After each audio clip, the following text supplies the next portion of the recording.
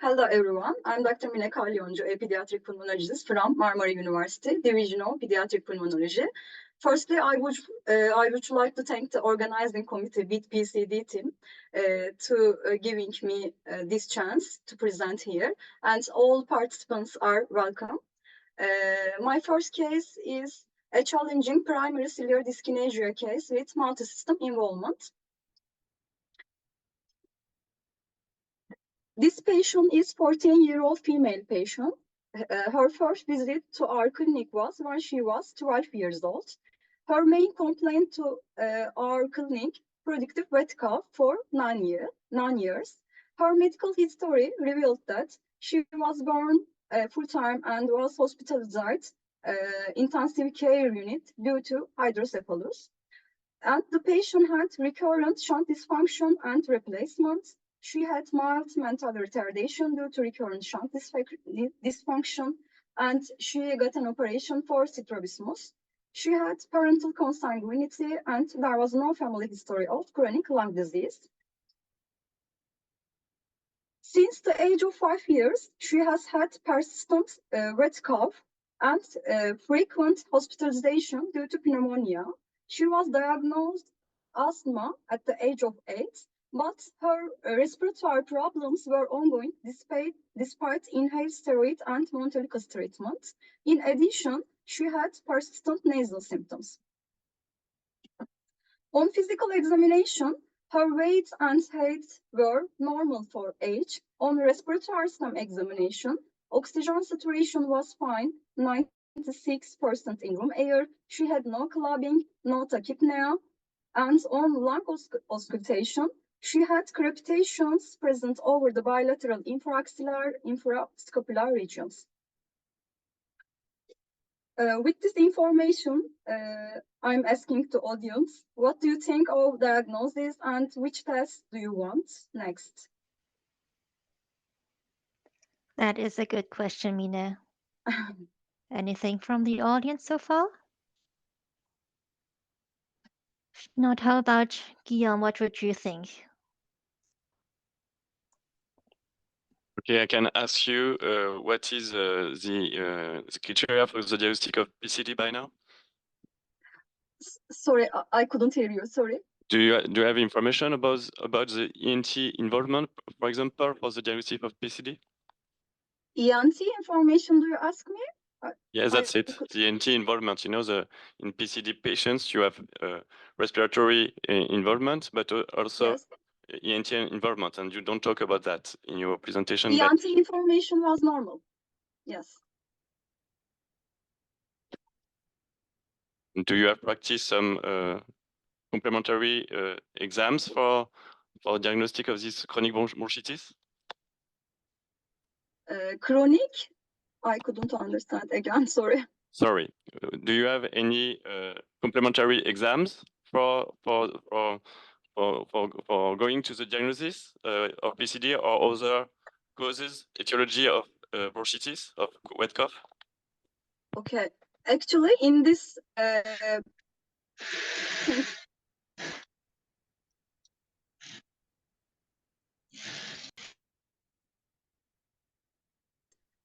but firstly, we did the other workshop, and I will say the other slides. Maybe can I go on?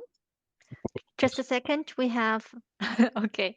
We also have a question now from the audience about bronchoscopy, whether BAL or electron microscopy was performed. Yeah. Yes. Or any chest X-ray. I will show you the other slide, the chest X-ray and the chest CT. Okay. And before her visit to our clinic, she visited many pediatricians and had thorax CT.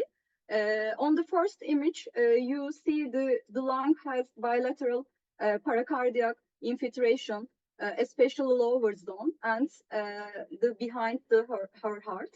And on the thorax CT, she had three-embed pattern in bilateral middle and lower lungs, and she had also atelectasis on the right lung. Her pulmonary function test was FEV1 was 69%, FVC 70%, and the reversibility test was positive. She said that she expectorates 1 glass of sputum every day, and her sputum culture was hemophilus positive. Sweet chlor test was normal. Immunological evaluation and cardiological evaluation also normal. PPD and quantiferon test was negative for tuberculosis. After 13 years of age, she had frequent otitis media and tube tympanostomy. With this new and important information, we thought that the patient might have PCD and re-evaluated the patient from PCD perspective. CADAR score was 8. Her nasal nitric oxide was low. And then we did her high-speed video microscope analysis, but we couldn't find any major cilia. On the right side, you see that I think these are cilia, but I think I couldn't show you. On the right side and the upper side, we saw that 3 cilia. These are alive, but these cilia were twisted and curved inward. But our microscope has a maximum magnification of 40. For this reason, we have difficulty distinguishing cilia clearly in difficult cases like this. So we shouldn't be sure that these are cilia or not. And then we wanted genetic test, and it revealed that she was homozygous mutation MCIDS positive. And this gene, sorry, can I go? Sorry, yes. This gene was rare for PCD, and we researched this gene on the Warson, ClinVar, and Franklin database. It was novel gene, so we planned her segregation analysis and also her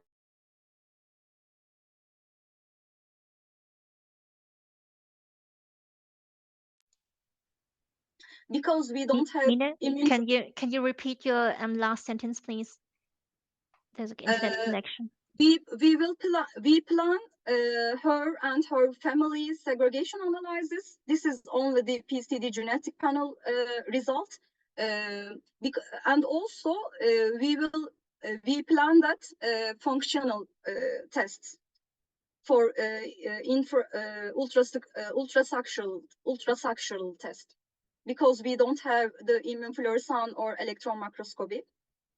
And also we consult this patient to our genetic department. They said that she was PCD because her clinical signs were compatible for PCD, and also Picadar's nasal nitric oxide was low, and the other laboratory findings is compatible. So we will now we are waiting her segregation analysis result. We search the previous studies, and on this article, there were 7 patients with hydrocephalus and MCIDS homozygous mutation, and all these patients have significant lung disease. As a result, although recurrent hydrocephalus is rare, PCD should be kept in mind in the presence of additional persistent respiratory symptoms. With this case, we wanted to emphasize that PCD can present with different clinical presentation. Thank you for your patience. This is my last slide. This is my team. Thank you very much, Mina. Are there any questions from the audience? If you have any questions, please put them in the chat box. Meanwhile, maybe Guillaume can start with his comments. Okay, thank you, Mine. I have some just comments and a few questions to you, if you agree with that. So my first comment was the age at diagnosis and the age at onset of symptoms. It was quite late comparing with what the data we have on different studies. But it could have sense because it's difficult. We know the difficulties to reach a diagnosis of PCD. to have access to the diagnostic resources, for example. And I think it highlights the need of a national network in all different countries to improve medical information about primary celiac dyskinesia and to help primary care physicians to evoke this kind of diagnosis. And after that, I would like to come back on the clinical phenotype of your patients and try to see if it's compatible to the diagnosis of PCD, because we see that there was no neonatal respiratory distress as a major criteria, no heterotaxy. So we have only two major criteria: chronic bronchitis, but quite later, after 1 year old, if I understand well. And we have also nasal and eardrum involvement, but also after 1 year old. We have consanguinity. It's a major criteria for genetic disease. We know that very well. Just to add some information about your description of the CT, I could say that there is some mild bronchiectasis also, and there is a complete collapse of the middle lobe of the middle lobe. Sorry. As you said, there is some minor criteria, and you highlight the presence of hydrocephalus, and we know that it could be a PCD involvement, even if it's very rare. It's important to know this kind of sign, because it can help to the diagnosis of PCD and remind that just here the different minor criteria of patients with PCD. Maybe we can go to the next slide. It's because we are a little late, I think. Just after that, yes, you can go through that. Just as a reminder, because we have this, we will see the different problems in diagnostic, to make the diagnostic of PCD, and I just want to do a short reminder about the different algorithm. First, we have the clinical signs. We can be helped by different clinical tools like PCADOS. You talk about that. We have to search for differential diagnosis, and you did that because you search for cystic fibrosis and immunological deficiency. Then the next step is to do the specific functional analysis, like nitric oxide, nasal nitric oxide measurement and high-speed video microscopy. At this stage, if you have some arguments for PCD, we can talk about suspected PCD only. And to confirm the diagnostic, we need two things: the electronic microscopy results and all the genetic results. Next slide. And you can go through. I didn't see the animation, but to be short, I remind this the different step. I talk about that just here, but if it's difficult to make the diagnostic of PCD, and we need to go step by step, and but it's sure that if you have a high presumption of diagnostic, it's necessary to go to the next step, and it's important to practice nasal or bronchial biopsy, even if nitric oxide or high-speed video microscopy were normal. I just remind here that it's very important to confirm the diagnostic to have one of these two things: a compatible results of the electronic microscopy or a compatible result of the genetic results. So, 3 questions for me. The first one is about the nitric oxide measurement. You don't describe if it's by chemiluminescence. You know that it's a standard recommendation, and you don't precise if it's the technique of the nitric oxide measurement, if it was tidal breathing or volume closure, because the cutoff of the results, it depends on that. The second question is about the genetic details. You said during your presentation complementary information about that, but it's very important we have only the gene, and it's very important to have the specific mutation, because we know there are a lot of different variants, and it's difficult to say if they are pathogenic or not. And the last point is, I don't know if you have the possibility to perform biopsy and ultrastructural analysis to complete your diagnostic. We are using the chemiluminescence technique for nasal nitric oxide. Actually, I mentioned the genetic details. We use the genetic panel, but it includes only 23 genes, so it is limited. Sometimes we are in difficulty because every day there are new genes for PCD, but our panel was restricted. Our routine segregation analysis was not in our routine. We, in difficult case, firstly, we consult the patient to our genetic department. If they suggest we want segregation analyze, this patient we will plan it. Sorry, we want it, and we are waiting the result.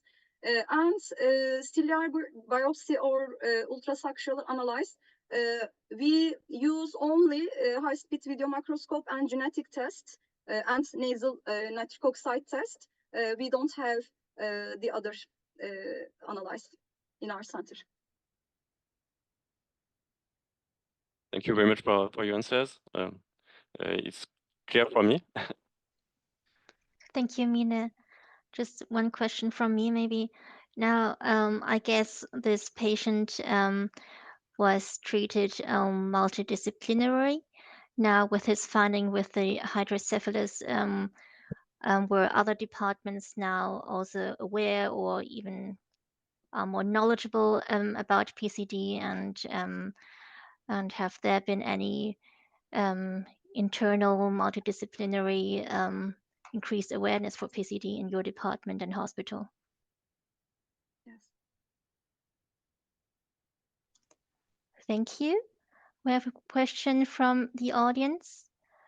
Is there an objective way to assess ciliary bead microscopy, or is it subjective to the observer? I couldn't see the question. Objective way to assess ciliary bead. Unfortunately, we don't have the experts for ciliary bead microscopy. Yes. Maybe Guillaume would like to answer that question. Sure, it's I'm not an expert neither, but I could say an answer about that, because it's important to have this expertise to analyze the ciliary beating, because you have a quantitative analysis. It's easy. It's a frequency measurement of the frequency, but it's not sufficient to the diagnostic. You need to have qualitative analysis, and it's only be done by an expert. But the advantage of the video is that you can have a film and send the video in a platform. And I know that in the BEAT PCD network, there is some experts to analyze your video. So it's a good help to the diagnostic for your patients. Mm-hmm. Yes, good point. I can put the link to all diagnostic guidelines that are listed in the BEAT PCD website. And yes, from what Guillaume just mentioned, there was just now a software actually published free to install and to use for everyone. So I'll just put that information in the chat box. Now, if there aren't any question about this case, then we continue with Mine still with her second case. Yes. My second case is about 14-year-old male patient with bronchiolitis obliterans and chronic respiratory symptoms. His main problem when he applied to our clinic was persistent wet cough. He was born 36 gestational week birth and frequent intensive care unit hospitalization due to respiratory problems. He was diagnosed with bronchiolitis obliterans at 4 years old, and he was on oxygen dependency from 2014 to 2019. Also, he was diagnosed gastroesophageal reflux disease at age 4 years old. He had parental consanguinity and no family history of chronic lung disease. The next slide, please. His pulmonary function test was FEV1 was 41%, FVC was 65%, and the reversibility test was negative. His sputum culture were hemophilus and methicillin-sensitive stuff were positive. Venous blood gas analysis was normal. We did to him flexible bronchoscopy, and the airway anatomy was normal, but there were bilateral mucopurulent secretion in the airways. Bowel culture, no growth, and cardiological evaluation was normal. On physical examination, his weight and height were below 3 percentile. On respiratory system examination, his oxygen saturation was fine, 95% in room air, but he had intermittent oxygen need during sleep. He had clubbing, and also on lung auscultation, he had crepitation over the bilateral all lung regions. Next slide, please. With all this information, what do you think over the diagnosis, and which test do you want? Does anyone from the audience have any suggestions?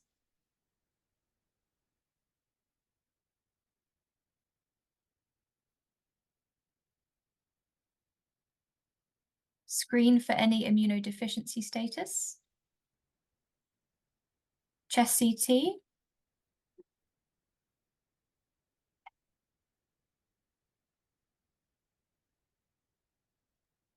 They are both two good questions, I think.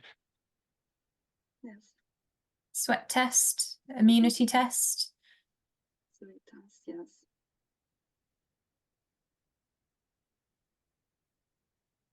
Let's proceed.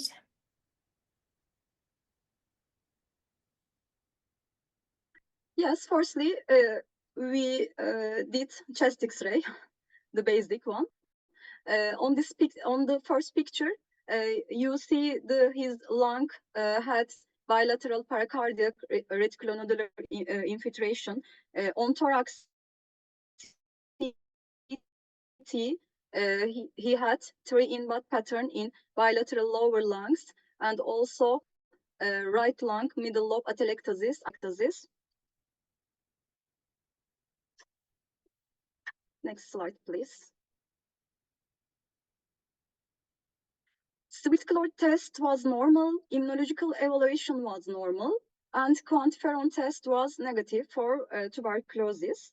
With this 3 in-bud pattern on chest CT and the severe clinical findings, we initially suspect that this case was interstitial lung disease, but interstitial lung disease genetic was normal.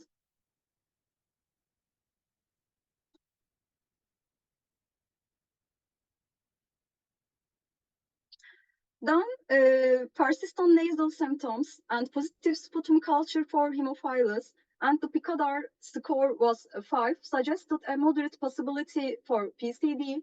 There was not done nasal nitric oxide test because of the technical device problems. Then we did high-speed video microscope analysis, but we couldn't find any mature cilia similar to my first case. Cilia cells are here twisted and curved inwards. But as I mentioned before, our microscope has maximum magnification of 40. Therefore, we didn't be sure that these are cilia or not. And also, we couldn't analyze the cilia's beat pattern. Then we wanted PCD genetic test. but the result was no known mutation for PCD. Because our genetic panel was restricted only for 23 genes. And then we did a whole exome sequencing analysis, and the result was MCIDS homozygous mutation. Then we planned again his segregation analysis.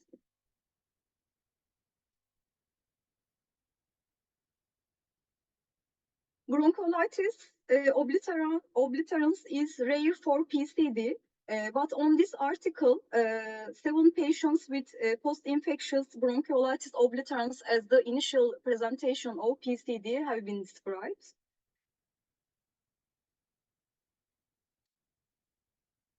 And as a result, although clinical presentation such as bronchiolitis obliterans, severe clinical pictures, and low FEV1 are not very common in PCD, it should be kept in mind that they can present with all kinds of presentation. Thank you.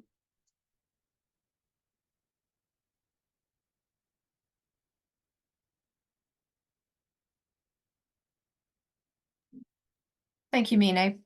Please do put your questions into the chat box, but in the interim, if Guillaume, you want to continue with your comments? Sure, thank you. Thank you, Min, for this second case. So to go through the diagnostic of PCD, it's not a classical phenotype, so it's important for me to go back to the major criteria. You have no neonatal respiratory distress, but we can say you have acute recurrent leg infection during neonatal period. Sorry, he had neonatal respiratory distress. Okay. So yes. Sorry for that. No heterotaxy. Yes.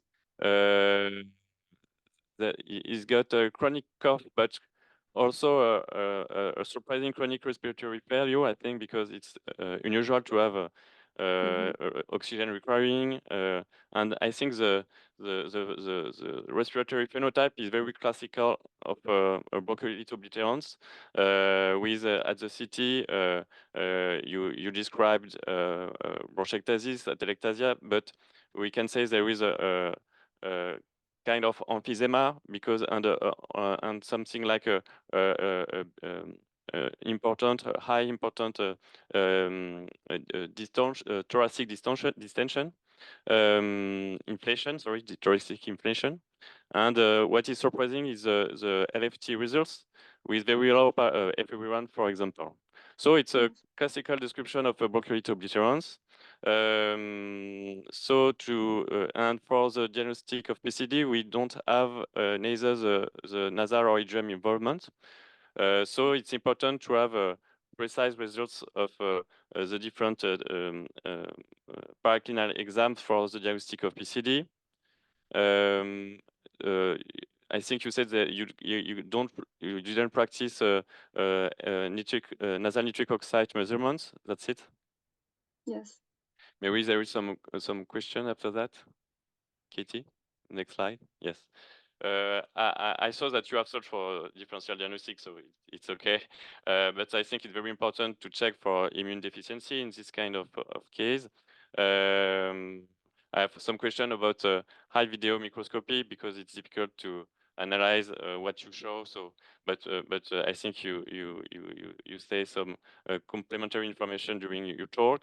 And for like as I said, for the first case, it's very important to have the genetic details because you don't practice ultrastructural analysis. So it's important to have sure genetic results, and it's not easy to say that MCIDS gene was involved if you don't have the precise mutation, you know. So I can't myself comment on it because I don't have the mutation. I can't say if it's a true mutation or just a benign variant. Okay, but so do you have some more details about that? And you answered yet. You answered already about the possibility to perform CI biopsy. So we search the immune deficiency. I said in my presentation, and high-speed video microscope analyze, and I explained it we are not experts, but we do in our practice. Genetic details, firstly, there was no known mutation, but it's according to our genetic panel, and it is restricted, as I mentioned before. So we did whole exome sequencing, and its result MCIDS homozygous. But yes, you are right. We need some research, some functional analysis for this case. And I answered my first case. We don't have ultrasexual analysis. Thank you for just to precise for genetic testing and genetic results. It's not only functional analysis. You have some database, and you know that in the BEAT PCD network there is a new application called Ciliava, who can report all mutation described in PCD, and it's useful for clinicians to know if the mutation of the variant, the genetic variant of your patient is in the database or not, or if it's described in the other national, international database and genetic variants in the different genes. Is the first step, you know, to know if it's already described or not. And in PCD, in PCD, it's a rare disease, so you have a lot of different variants, and maybe you have sometimes a variant, a mutation per family. Okay, so each new mutation, each mutation is a new mutation or almost a new mutation. So you have to first check for the database, and then, as you said, you can practice segregation analysis and functional testing. But I think that the BEAT PCD network can help for the HSV-M findings. It could help for precise if the variants could be a mutation or not. And myself, I'm not a specialist in genetic, and when I have a new variant, I ask for my genetician, because they can explain to me what's the implication of the mutation, and why they said it's truly or highly suspected of being pathogenic. Okay. Okay.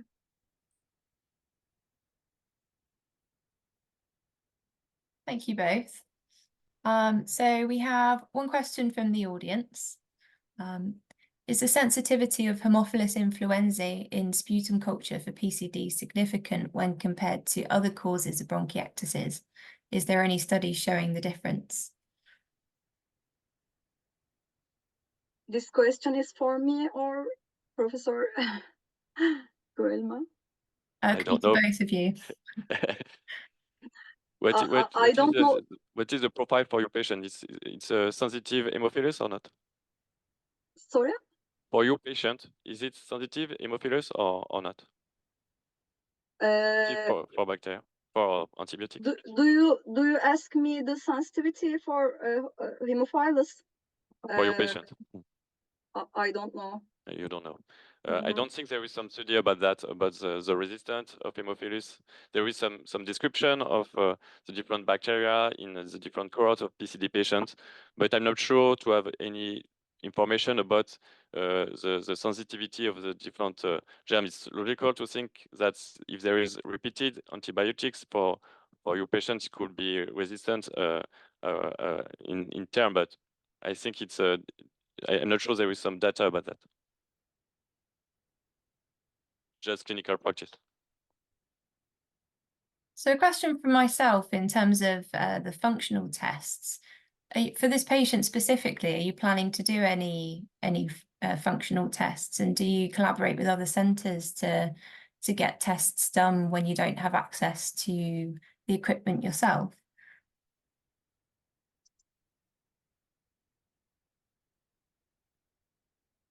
Sorry, did you hear me? Are you asking me? Yes. For the plan ultrasound functional test. Yes. Okay. Actually, in the previous years, we had electron microscopy. Our department had electron microscopy, but now we don't use. Sometimes we use rarely, maybe I can say, but maybe we have some collaborations the other European centers. Maybe we can do for this patient immunofluorescence analysis, maybe. Thank you. Referring back to Haemophilus influenzae, we have a comment in the chat saying Haemophilus influenzae is protracted bacterial bronchitis is an independent risk factor for bronchiectasis. I'm unaware regarding other diseases.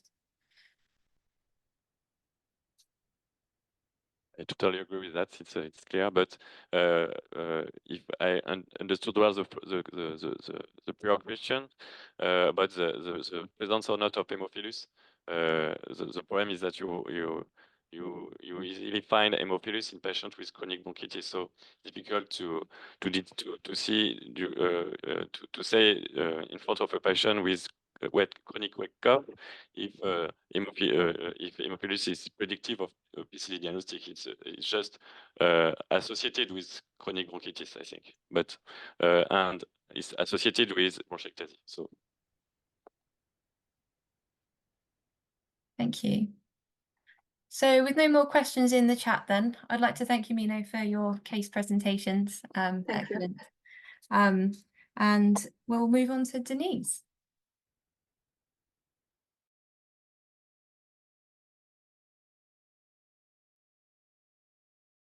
Did you hear me? Hello?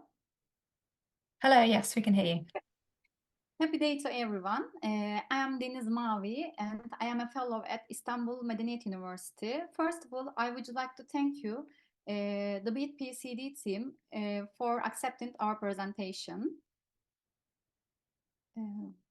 Our patient is 16 years old, male, and situs inversus totalis and cardiac pathology was detected prenatally and after birth,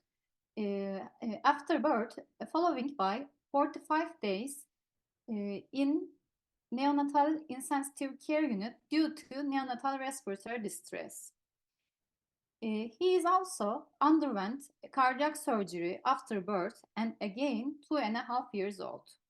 He has a history of ear ventilation tube insertion 3 times, and he is receiving treatment for the bilaterally bronchiectasis non-CF.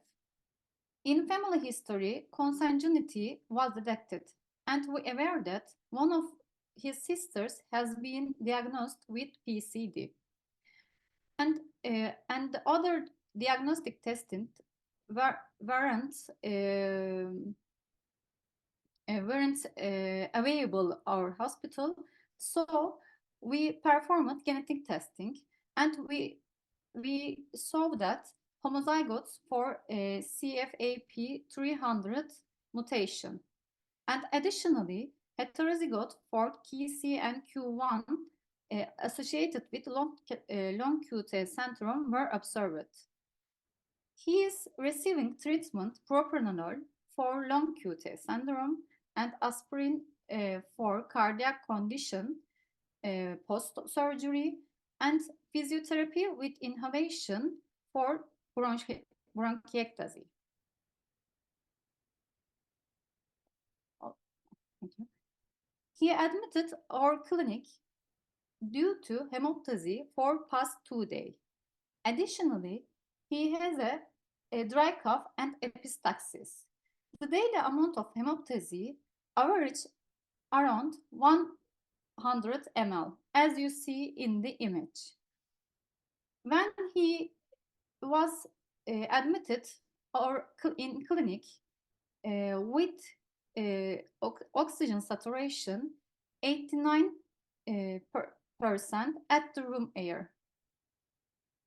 In respiratory system examination, prevalent inspiratory and expiratory crackles on bilaterally lower middle zones and expiratory bronchus. In ENT examination, show that bleeding points were identified. Nasopharyngeal area with no active bleeding. Do you have any question here?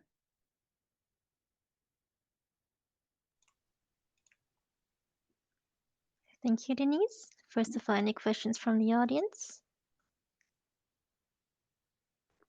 What diagnostic tests do you think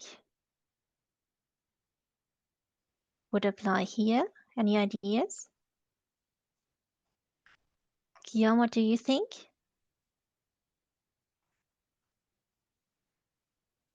It's easier for me because I have the next slides in mind, but I think it's necessary to have a CT scan at this step to precise and IV CT scan, sorry, to precise if there is an active hemorrhage.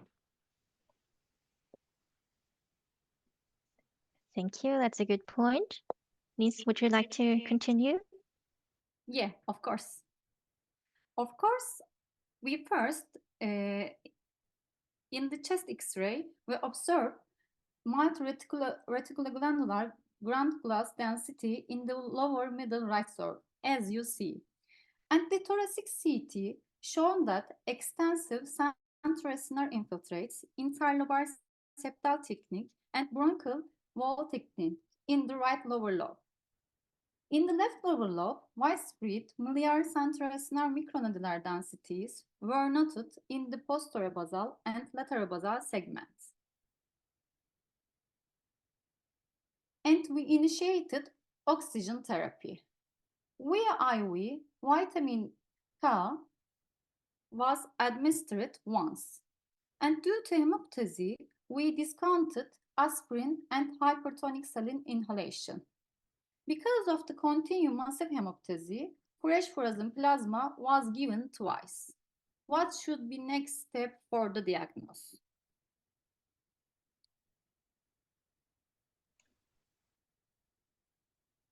CT angiography, we actually performed CT angiography, assess the bleeding, revealing the subsegmental pulmonary artery filling defects in both lower lung lobe. And the stepwise algorithm was following, involving bronchs, echo, thoracic arteriography, and finally embolization. And during the embolization, we see that tortuous appearances in the branches leading to the inferior segment of the lung in both bronch arteries.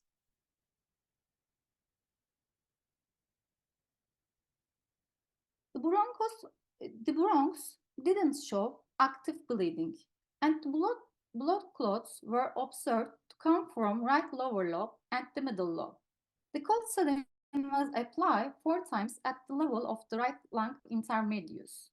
The embolization was performed from 3 different parts of the right bronchial artery.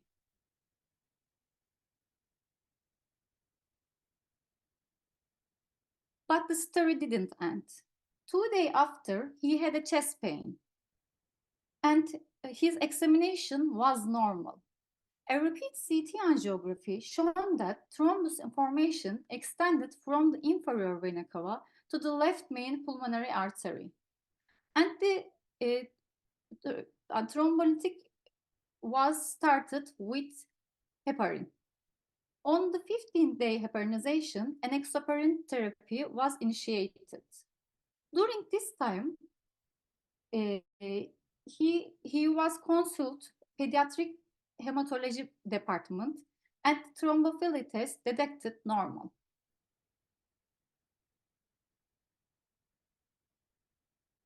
Unfortunately, he had a left side back pain while walking shortly day after. Chest X-ray revealed left closet costophrenic sinus, and thoracic ultrasound showed that 12 cm of fluid in the left hemithorax, and thoracic tube was placement. After 4 days, a decreased fluid was shown, and thoracic tube was removed. Being diagnosed with PCD and having congenital heart disease caused major complication in our case. First, he had massive hemoptysis due to his bronchiectasis. When we stop his medication, which may cause bleeding, pulmonary embolism occur. In instance of bronchiectasis, hemoptysis may manifest consequent to bronchial or pulmonary vascular hemorrhage. Following cardiac surgery, particularly major procedures, these patients may experience an elevated risk of long-term thromboembolic events. Discontent of antiplatelet drugs in a patient who has undergone cardiac surgery may initiate the development of pulmonary thromboembolism. This is our strong team. I would like to thank you, my mentor, Dr. Girit, and my team for their support. Thank you for your attention. Thank you, Denise. Any questions from the audience? Please put them in the chat box. Let's start with comments from Guillaume then. Okay, thank you. Thank you for this impressive case. I'm not a cardiologist, so I'm not sure to have a lot of comments about the massive hemoptysis, but I would like to go back to the diagnosis of PCD as I did it for the first cases. And I think you have a lot of major criteria for the diagnostic because you have neonatal respiratory distress, heterotaxy, chronic bronchitis with bronchiectasis, nasal and eardrum involvement, consanguinity. So it's the Picador score was up to 11, as I show in the slide, just to remind this Picador tool can be useful in primary care evaluation. You don't have minor criteria, but it's very dependent on the gene involved, so it's logical. I just have some comments on the genetic results because, as I said, you can go to the next slide.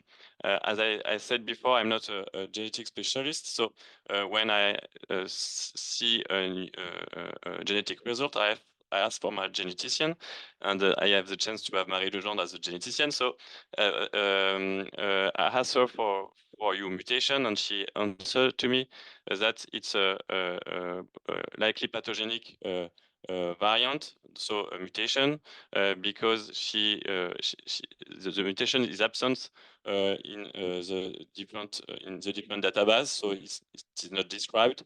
But she looked at the localization of the variation, and she can see that it's a nonsense mutation, so it gives a short exon, so mRNA degradation. So probably that's the protein from this gene is not produced because of the mutation. So the mutation has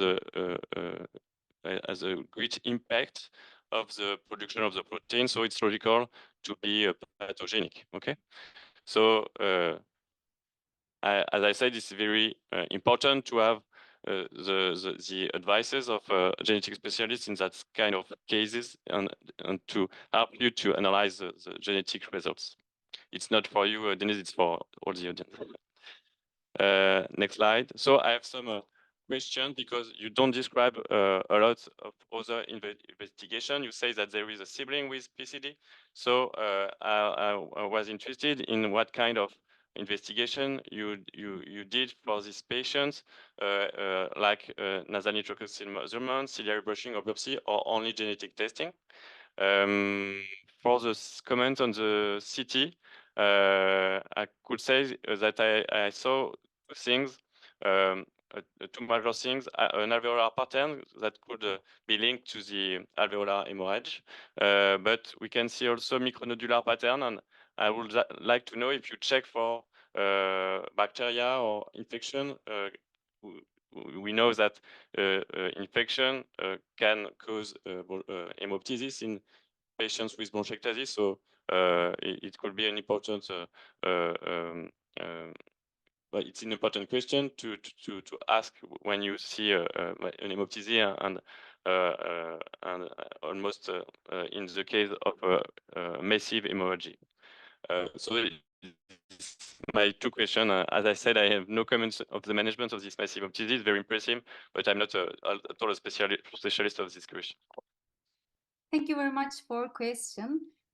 Firstly, his siblings, when she comes firstly, his PCD score was 7, and they came same time, and we think that it's possible the PCD. So we performed both of them the genetic testing. Unfortunately, we don't have any other diagnostic testing. So we must genetic testing, and we proved by the way, his siblings had a same mutation, CFAP 300 mutation, homozygous. And the second one was CT. Actually, we think we suspect very pulmonary artery bleeding because two different reasons. One of them, he has. We think that he had a bronchiectasis and the cardiac surgery history. So it's probably we think that the probably pulmonary artery defects. And we actually proved that with CT angiography. And the second one, we think, of course, bronchiectasis could be infection. So actually, micronodular pattern, it could be infection, but acute phase the first D was normal, and after bronchs, we see the Haemophilus influenzae, so we started the IV antibiotic actually with Maronam and teicoplanin. So actually we start the antibiotic. Any other question? I don't know. Thank you for your answers. Yeah. Thank you, Denise. We have two questions from the audience. First of all, thanks for the presentation. Do we need to study for TBC or fungal infections as well in this case? Yeah, of course, of course. I couldn't write every information, but of course we suspect that the tuberculosis and fungal infection, but didn't find any sputum or the bronchoscopy fluid was normal. Thank you. The next question. Difficult case to manage. I suspect the hemoptysis complication is more likely secondary to the Fontaine procedure, which is also a risk factor for plastic bronchitis. The bronchiectasis on CT was not so significant. Actually, firstly, we think that the because of the bronchiectasis, but for the bleeding, we stopped, especially stopped aspirin. The hemoptysis turned massive, so we think. I again say we think always pulmonary artery bleeding. Yeah. Yes, very good point. That certainly entertained the bleeding even more. Thank you. Since there aren't any questions, let's move on then to the final presenter, who is Elora from Paris, France, sitting next to Guillaume. Good evening to everyone. My name is Elora Pellier and I work at the Paediatric Pulmonology Department in Armand Trousseau Hospital in Paris. I would like to thank the BEAT PCD team for organizing this session. I'm going to present you the case of a teenage boy's journey with a primary ciliary dyskinesia over several months of care. So it's a boy that was born in Comoros in 2006, and we have lack of information about his birth. He had chronic cough with purulent septum production since the age of 6, and he moved in Mayotte in 2022, which is a French department next to Comoros Island. His first medical evaluation was in 2022, so at the age of 14 years old.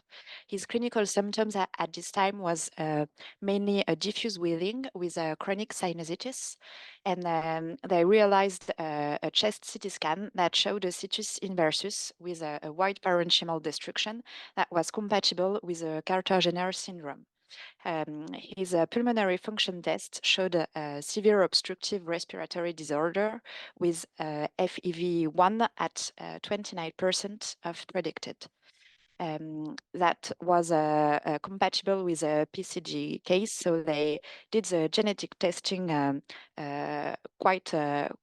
quite quickly, and this test confirmed the presence of an homozygous mutation in DNH5, which is known to be likely responsible for PCD.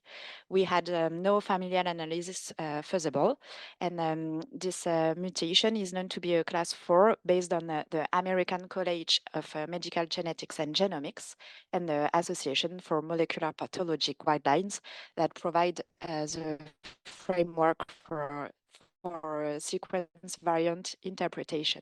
We redid the analysis of genetics when he came to Paris, and the results show a splicing mutation. You can go to the next slide.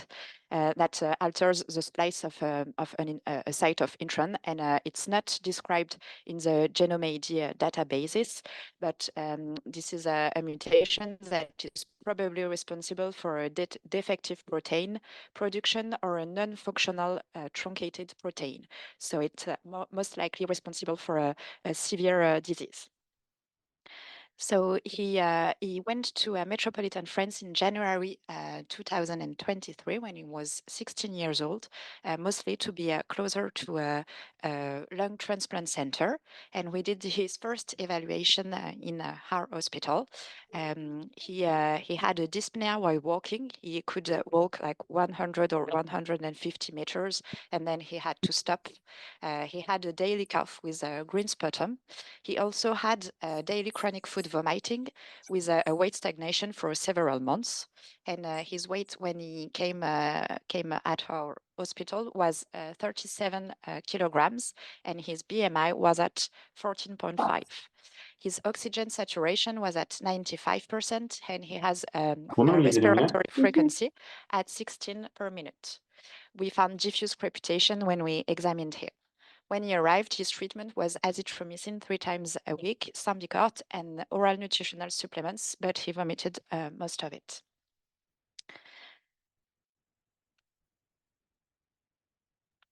Do we have any questions from the audience? Any diagnostic tests that you'd like to run?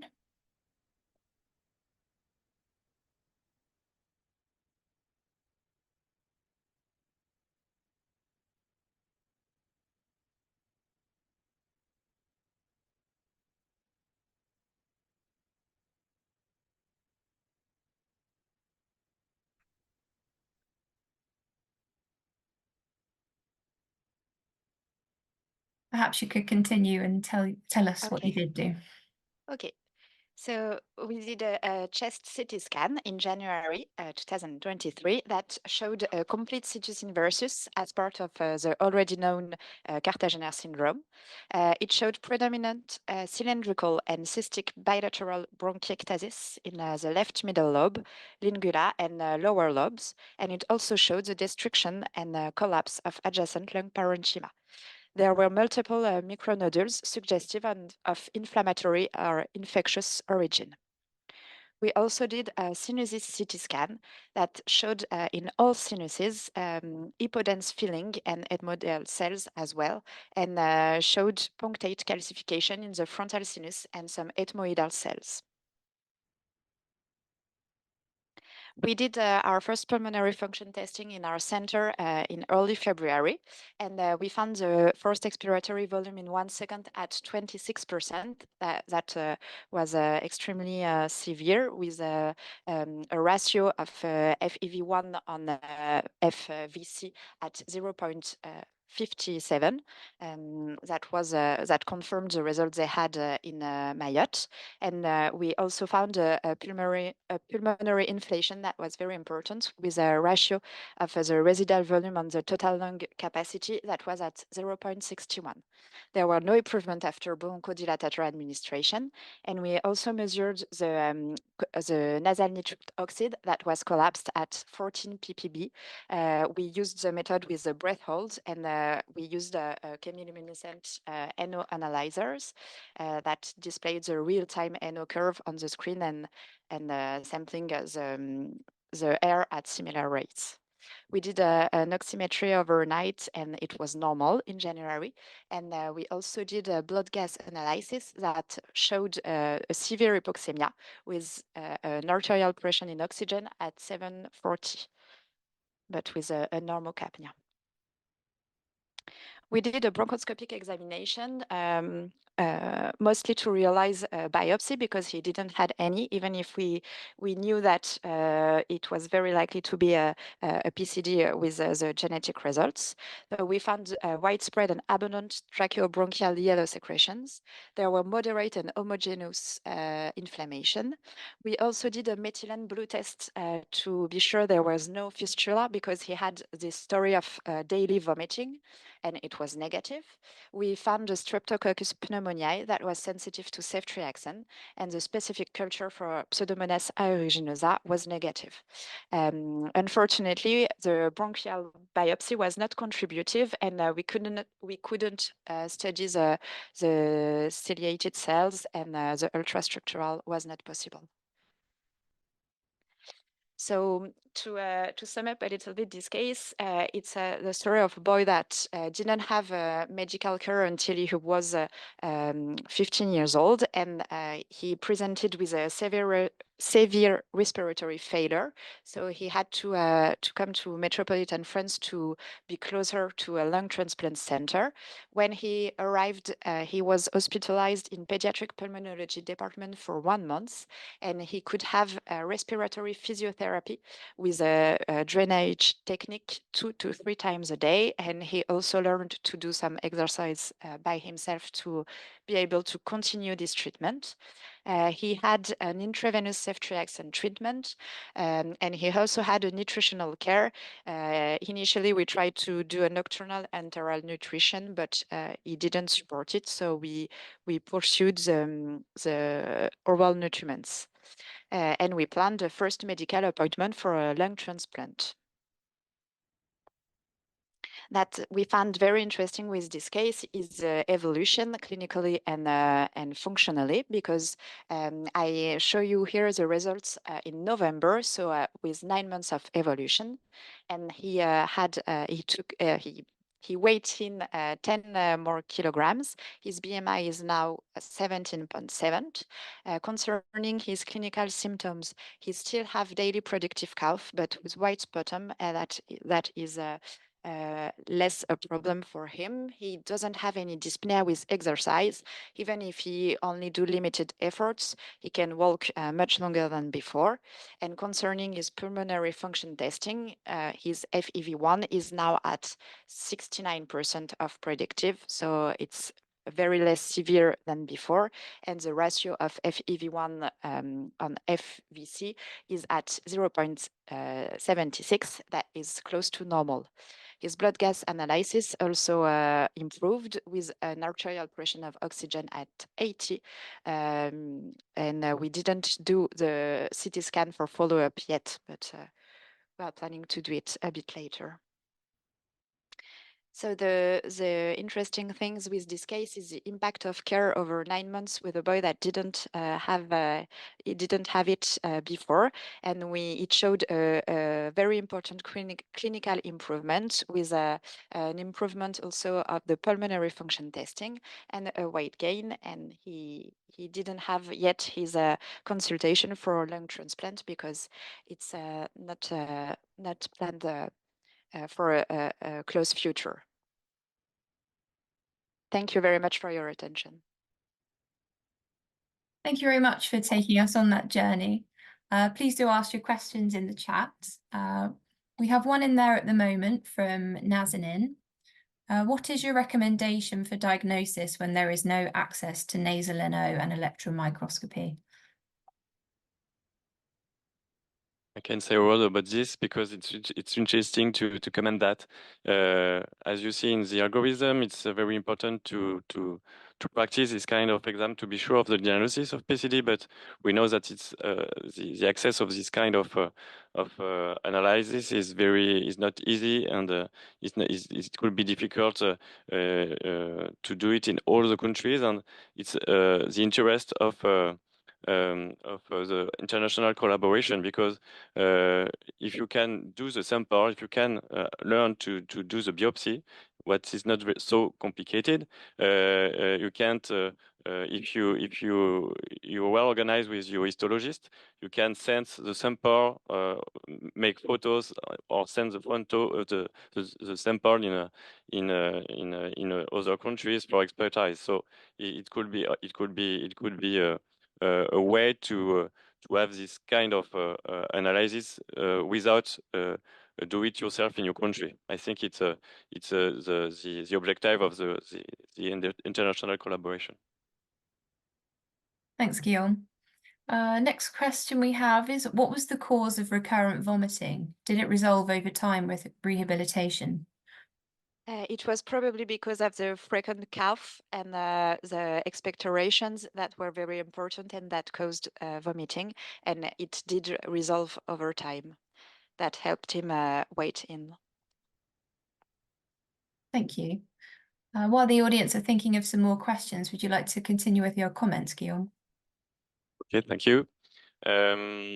So to go back to the diagnostic of PCD, as it's not usual in our country, in France, to just do the genetic results, as you can see in the presentation from Elora, you see that we don't succeed in the analysis of the electronic microscopy, but the genetic testing have been done before he came from his country, so we can analyze with our specialists or genetic special experts the mutation, and we could say with a high probability that the mutation is pathogenic, as Elora explained to you. So it's another way to give a diagnostic, even if it's not usually as easy as in this case, because as I said before, there was a lot of genetic variants, and it's very difficult to be sure of the pathogenic implication of the mutation. So to go back to the diagnostic, we have a lot of major criteria, but not all, because we don't actually we don't have all information about his medical follow-up when he was in coma, because there is no medical follow-up and no medical file. So maybe he have neonatal respiratory distress, but we don't have any information about this. We know that he don't have heterotaxy. We know about his history of chronic bronchitis, but we have no information in early age, so we can't say if it's before or after 1 year old. You saw his CT is very impressive with dramatic damage, and even if we succeed in improve his respiratory condition, we can say it will need a lung transplant one day during his adulthood, I think. You saw dramatic LFT impairment. It's not usual in children with PCD. It's why we would like to present this case. And you saw that this patient had pansinusitis. He don't have minor criteria, but as I said before, it's dependent on the gene involved. But we have also other criteria with very low nasal nitric oxide measurement with good and techniques regarding standards, and we are very confident in genetics results. So it's a very severe phenotype. It's not usual to have severe phenotype when there are some mutation in DNH5, it's more usual in CCDC 39 or CCDC 40. But we know that there is a lot of different phenotype when DNH5 was implicated. So it's not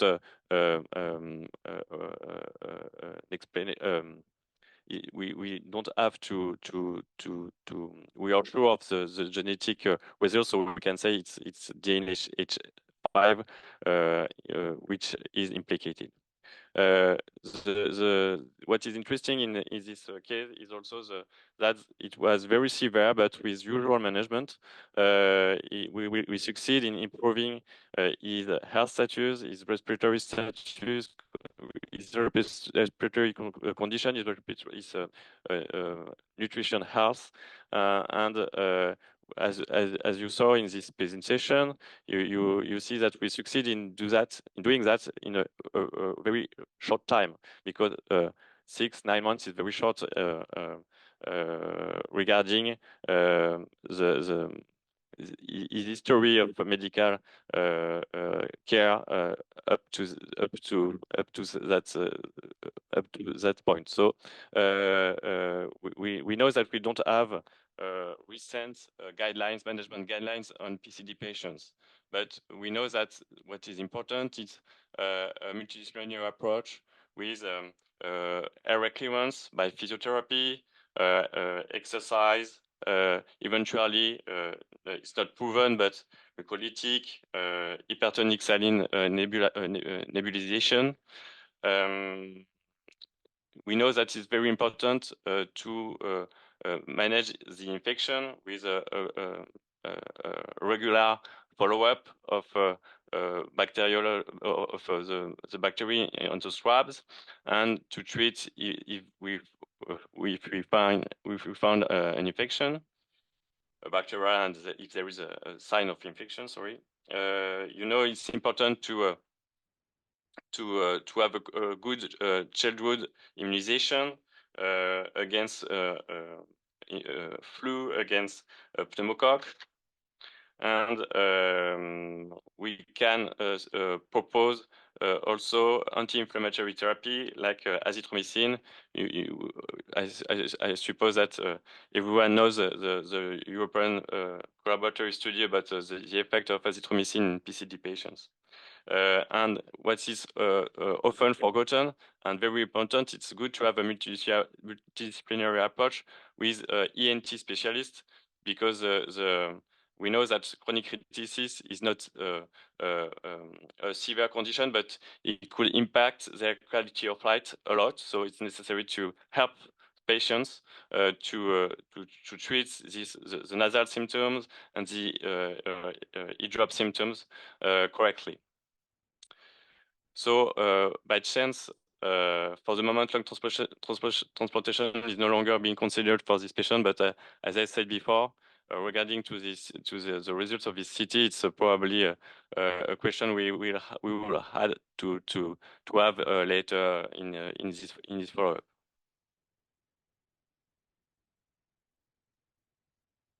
Thanks, Guillaume. So this question relates to your last point of the patient no longer needing a lung transplant for the moment. But we have a question saying, why did you consider the lung transplant according to the initial PFT? As we all know, after pulmonary rehabilitation and antibiotic therapy, PFT may improve. It's a good question, actually. We were consulted for this patient by because we have online clinical meetings in France each month to discuss about difficult cases, and the medical team who manage these patients it's not in Comore, it was in Mayotte, connected to this online meeting and ask us to give them some recommendations about the management of the patient, and they say they can't there do that kind of management. So it was one reason to help this patient to come in France, because it was countries with who has facilities to come in France when because there is a network, a health network with these countries. And the question is, and when we see is a CT and the results of the RFT, we saw that it's better for him to go in France because we have to evaluate him correctly and to say if it's necessary or not. Maybe in the future he can go back to his family, but we said we have to see him during 1 or 2 years to declare then if it's possible for him to go back to his country. Actually, in France, he's got family. It's one reason why we help him to come, and we knew when we decided that he agreed with this decision. He agreed to come to have correct and good care, even if he can see his mother and his father here in France. Thank you. So we have another question. How did you recommend inhaler therapy for the last case?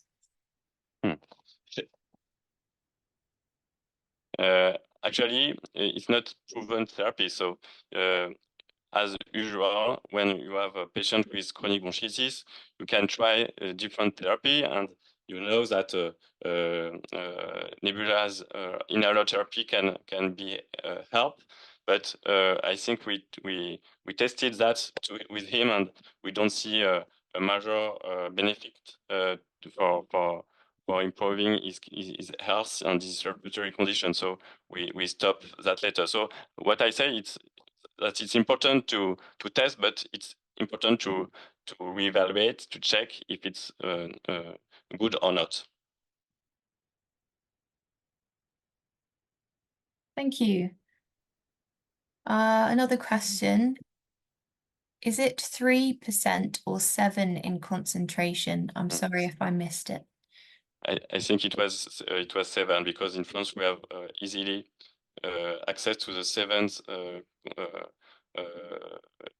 hypertonic saline, but sometimes we also do it with 5% because you have we have access easily to 5% saline for IV perfusion, and we use it in nebulized therapy. We can use IV solution for nebulization. It's a way to do it if you don't have the nebulized saline condition for nebulized therapy. Thank you. So with no more questions in the chat, I'd like to bring our session to a close there. I'd just like to take the opportunity to thank our expert speakers for comprehensively going through their cases, and to our expert moderator, Guillaume. And thank you, audience, for actively participating in this.